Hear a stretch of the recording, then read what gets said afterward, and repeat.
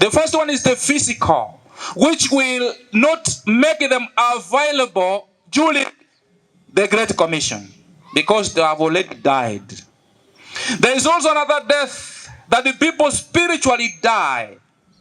In one moment in time, they accepted Jesus as their personal Savior and Lord. The Holy Spirit led them along. But by and by, as the pressures of life press hard against them, they leave the faith, they spiritually die, and begin living the former life. So they are dead also. When Jesus commissions the others, they are not available, though they are in the church. Where do you belong? However, that was not my major concern. My major concern is on Judas missing out on this great commission. Can you also miss out when God in these days is commissioning out his people to reach the world? What God demands of us who have heard this message in basic information concerning the everlasting gospel is that we say, I will go. That's what heaven expects of us. Why did Judas hang himself? Matthew 26, I think verse 14, verse 15. Matthew 26, verse 14, 15. Are you there? Yes. Yes. Then one of the 12 disciples, the one named Judas Iscariot, went to the chief priests and asked, what will you give me if I do what? I betray Jesus. What will you give me if I betray Jesus? Okay, verse 15. So they counted for him 30 silver coins and gave the money to him. This is the money that Matthew chapter 27 verse 5 said that he threw the money in the temple and went out and hanged himself. So why is Judas dying, and why did he miss out on the Great Commission? Judas loved money. Judas loved money. That is why he went to the chief priests and the elders and asked them, what would you give me in exchange of my betrayal of Jesus to you? Judas loved money. We saw in the second letter of Paul to Timothy, 2 Timothy chapter 3, verse 1 and 2. We saw it the other day. 2 Timothy chapter 3, verse 1 and 2. What did the Bible say then? Yes, are you there? Yes. Remember that there will be difficult times in the last days. One, people will be selfish. They will be greedy. They will be positive. Which fashion is that? Yeah? That is good news. Yeah. Because people will be selfish, they will be greedy. Okay, that's a good fashion. Another fashion? Are you there? Read it, King James. This know also that in the last days very last times shall come. For men shall be lovers of themselves. They will be covetous. They will be boasters and proud.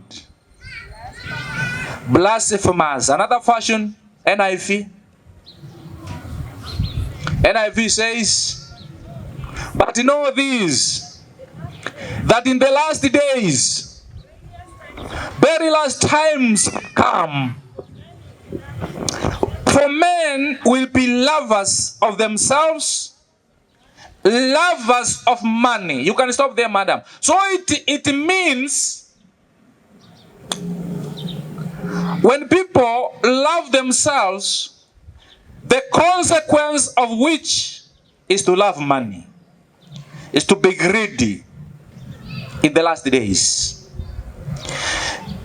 This condition of money loving is what affected Judas, for him to miss out on the Great Commission.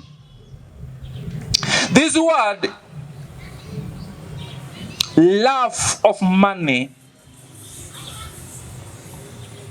from the Greek perspective, is two words that are joined together, but which mean having an intimate attachment with something. An intimate attachment with money. That in the last days, people will have such a character as having an intimate relationship with money. And because they will have this intimate relationship with money, the times of the end will be perilous. Because you can never stand on the way of someone who loves money. He will go with you. Having this attachment with money is what made Judas to miss out on the Great Commission.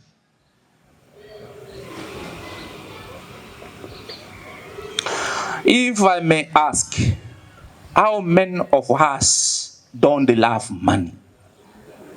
Don't love money. By a show of hands, how many of us don't love money? We don't have money. We don't love money. We don't love money. Even behind here, we don't. So all of us love money. So all of us love money. You know, money is not bad. We need money to run our affairs. Love is not. Money is not bad. You go to your business, you get your profit. You are due profit. Use that profit in running your affairs. There is no problem with that. You get employed, you have a job, at the end of the month, you get your due. Use your salary in running the affairs of your life and the family. There's no problem with that. That is not loving money. What I'm talking about is this intimate attachment with money. That for the 3 years that Judas was with Jesus, his intention was to see how to make money out of Jesus. He loved money so much than he loved God and Jesus. To the extent of selling Jesus so that he may get money. So he was paid 30 silver coins for Jesus. So he sold Jesus to them, the Savior of the world.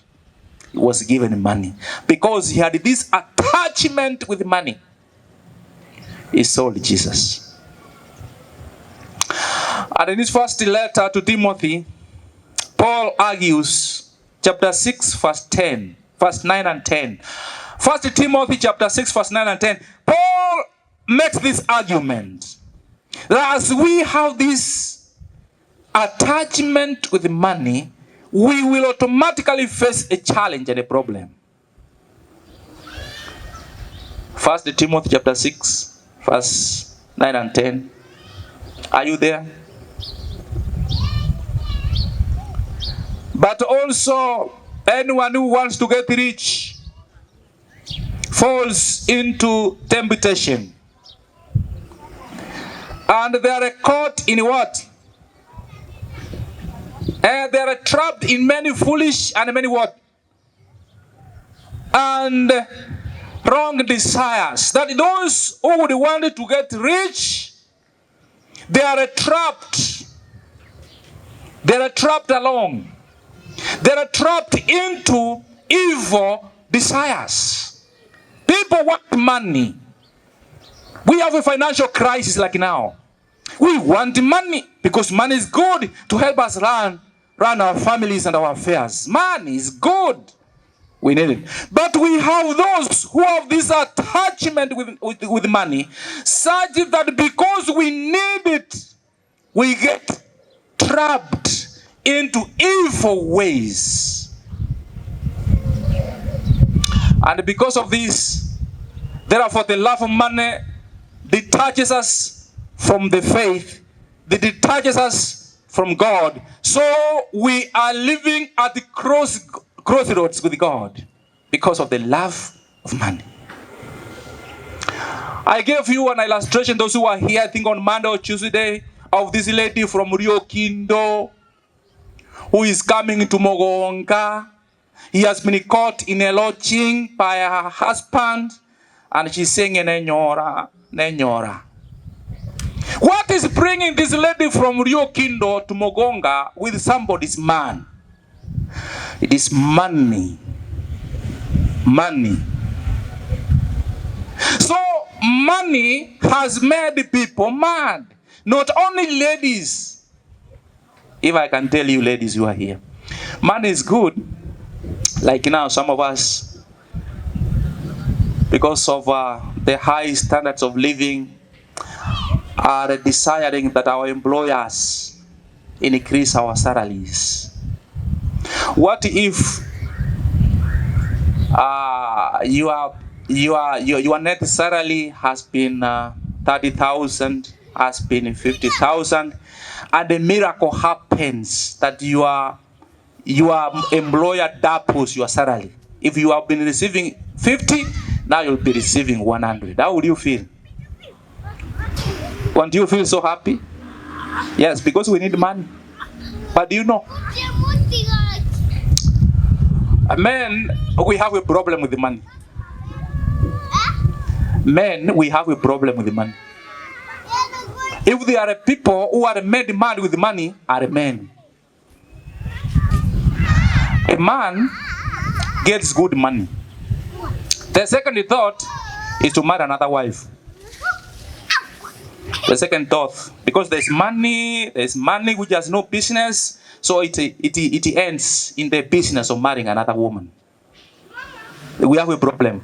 On this, actually, we have a problem, and may God have mercy on us. And that one is well illustrated. We elect our MCAs here, members of parliament, who are married to one beautiful lady, and after they receive all the money and the allowances at the county and the national government, they go and marry other women. Have you ever seen something like that? And this person who has married another wife is in the faith now. When God is commissioning His people to take the gospel into the whole world, will they be available? No, they are not. They are not available because already they have fallen from grace. They have fallen from faith because of money. So Judas missed out on the Great Commission because of his love for money.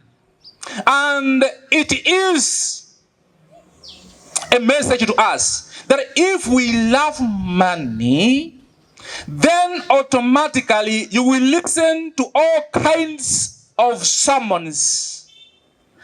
But when God is now calling His people to commission them to go out, you will miss out because of money. Watu wanafanya biashara na hela, wanafanya biashara. Anakamua maziwa kwa sababu ni town, anatuhusia pale. yale maziwa amekamua kama lita moja, anaongeza maji lita nyingine na kuwa ni lita 2. Anatunywesha maji. Maziwa anatunywesha maji. Kulika atuambie hiyo nimekuwekea maji, waenda uweke machani uchemshe, weke na sukari. Akusaidie mapema. Hata Wakristo wanafanya hivyo. Wakristo wanafanya hivyo. Mkristo anaweza kufuga ng'ombe alafu aidunge sindano ile ya kukamuliwa, na anaambiwa about 3 or 7 days usikamue maziwa yale yatumike. Anaambia watoto wake mbasi kutumia mabera hiyo. Alafu anapepa pio box town, ananiusia pale. Ananiusia masiwa ambayo kuna chemicals za dawa. Nini nafanya huyo afanye hivyo? Sini pesa nataka do. Nataka pesa. Kwa hiyo, because of that's the reason why Judas missed out on the Great Commission. And that is why we are hesitant. We don't appear to be going with the gospel message because there's something that's tied us like it did to Judas. Something is happening. There is something in our lives that has made us to be hesitant even when God is telling us to go forth. There is something that's pulling us back, one of which can be this love of money. Number 2, we see Judas, this man Judas, is preparing the downfall of Jesus secretly. This man Judas is secretly planning the downfall of Jesus. He wants to enrich himself. He wants to stand on the grave of Jesus for him to be successful. He wants to enjoy a good life in expense of the life of Jesus. In the book of Psalm, chapter 7, I think verse 14 and 15, the Bible says as follows.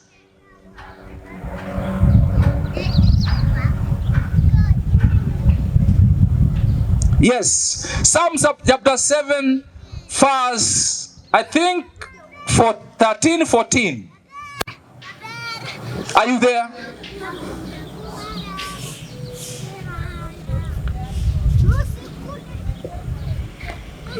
Yes. Which verse are you reading? Which verse? Go 14.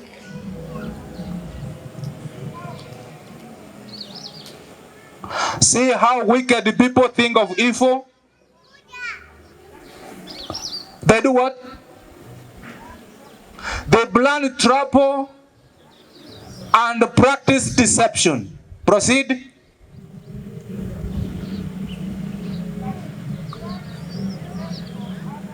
But the trap which they set for others,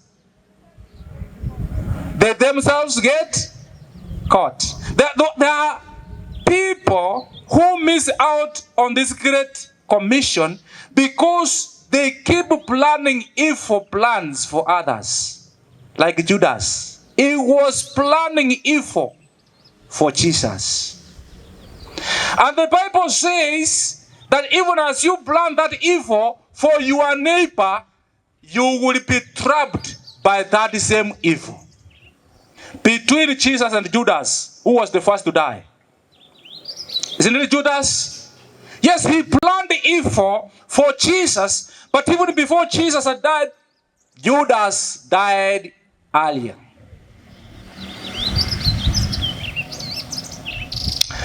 Even in our workplace, those who are working here, do you think your workmate is very, very happy of you? Yeah? Do you think your workmate is very, very happy of your skill? You are the HOD. Do you think the others are happy about you? I'm just imagining. Do you think they are happy? There was a time that this hospital had those buildings we are seeing, those beautiful buildings. Yes, there was a time this hospital did not have those beautiful buildings. For them to be there, it needed the service. It needed the effort of people. I want to thank all of you who are working here. We want to thank you so much. This is a hospital called by the name of God. We want to thank you because you have brought it to this far with the help of God. Your services, your skills have enabled this hospital to reach this far.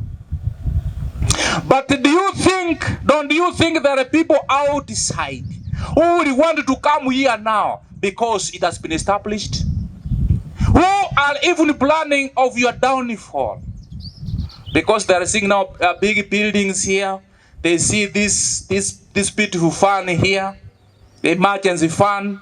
They see all these good things and they wish that they be here. And they will try for your downfall, for them to come here. But the Bible says those who plan evil things on others will be trapped by those evil plans. And may God help each one of us, that even those who have evil plans against us, they may be caught by those evil plans they have against us. I know even neighbors at home, they are neighbors. You have never done anything wrong to them, but they keep devising evil plans for you.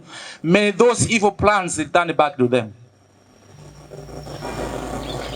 We have even neighbors who lay evil plans for our children.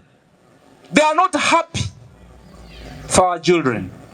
And they begin devising ways on how they can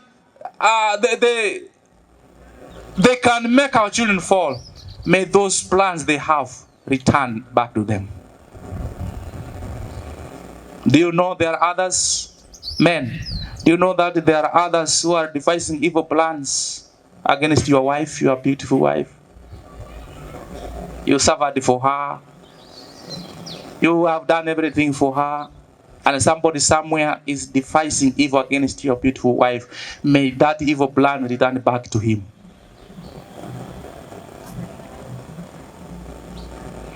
And then finally,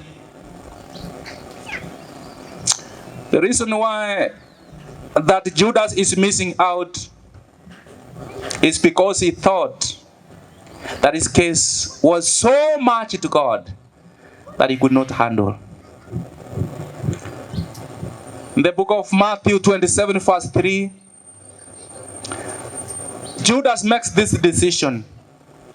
Assessing himself, he knew he was the greatest of the sinners by betraying Jesus. So he made the step and decided to kill himself. Matthew 27, verse 3.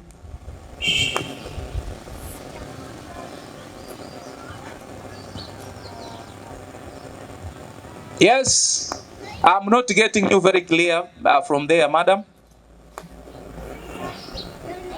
When Judas the traitor learned that Jesus had been condemned, he repented and took back the silver shillings to the chief priests and the elders. Conscientiously, Judas thought that he had done a grievous sin of betraying the innocent Jesus, and therefore when that guilt in him hit him hard, he took the money to the owners. And the verse 5 we read it, therefore he went away and hanged himself. Guilt conscience. It was guilt for betraying Jesus. So he thought that the act of betraying Jesus was so much that God would not forgive. He chose to take his life.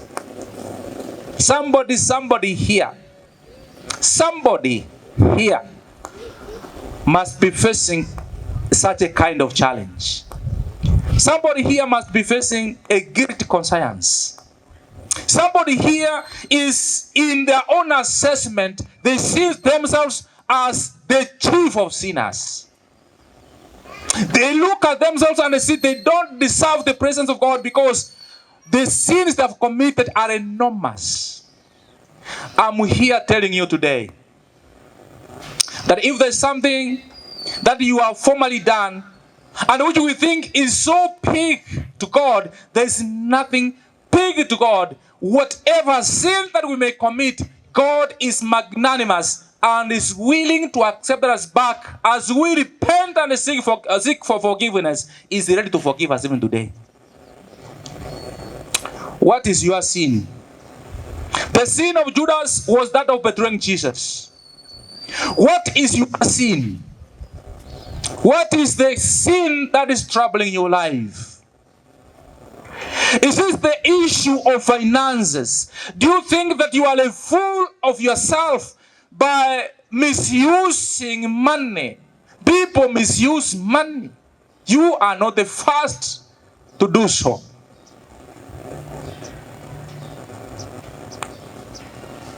We have people who defraud us of money. I've been defrauded once. And by the way, men, if we are defrauded of money, do we tell our wives? Do we share with our wives that ile hela nilikuwa niende kulipia mtoto school fees, niliibiwa, niliweka kwa lottery ikaungua? Au tunashare na our wives? Wakati ambapo uko na hela, ulikuwa unataka kufanya kitu fulani, alafu unaambiwa huwa ninaona hapa wanatangaza sijui loto, sijui nini, weka pesa fulani, si timu fulani na kiasi na timu nyingine, wekea hii, sijui unatumia lugha gani, wekea hii, alafu kama inashinda basi unapokea mahela. Sio mnasikianga vitu kama hiyo? Wangapi wamejaribu hiyo? Wamejaribu hiyo. Wangapi wamejaribu? Nimeona kuna mkono kule nyuma. Wangapi? Nani tena amejaribu? Uliungua ngapi? Wewe uliungua ngapi? Kuna watu wameungua. Nilipokuwa Kisumu wakati mwingine, mama mwingine amekuja kutoka nyumbani. Labda ninafikiri kwa fikra yangu mshaa alimpatia pesa aende kufanyia shopping. Mama anapita hapo, kuna watu wanarusha cards. Namna fulani. Weka hii, ukiweka hii unapata. Ukiweka hii unaungua. Unaona venye anatembeza hiyo kadi unasema ndio hii. Alafu mama akaweka pesa hapo. Mara akaweka sijui 100 akapata. Akaweka 200 akapata. Akaweka 500 akaungua. Akasema wacha nenda niweke 500 akaungua. Akaanza kupiga nduru. Unafikiri akienda akarudi nyumbani ataambia mzee kwamba nilienda nikaweka potea ikapotea? Kuna wale ambao wamefanya hivyo. There are those who have been defrauded of their money through that means, and you keep it to yourself as a secret. I want to tell you, don't think that you are the only one who has been defrauded of your money. Men have also had such an experience. What is needed of us is that whatever bad that we have done formerly does not weigh us down to the extent of even trying and attempting to lose our lives. Like Judas. So these are the kind of things that in the actual sense make us miss out on the Great Commission. We get involved in some things, we find ourselves in a sin, and then we feel that no, we are the worst of sinners. We don't deserve even the commission. Labda kuna binti hapa aliflash.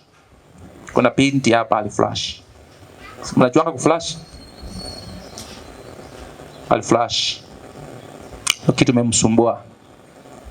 Nimepata binti moja ambaye aliflash. Alikuwa form 2. Form 2 inakuanga na matatizo na wanafunzi form 2.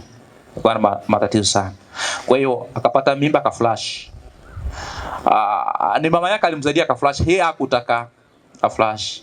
Kwa hiyo alipo flash baadaye hiyo kitu gani inamsumbua. Wazazi hawajui. Mimi nafanya visitation, nafika kwao.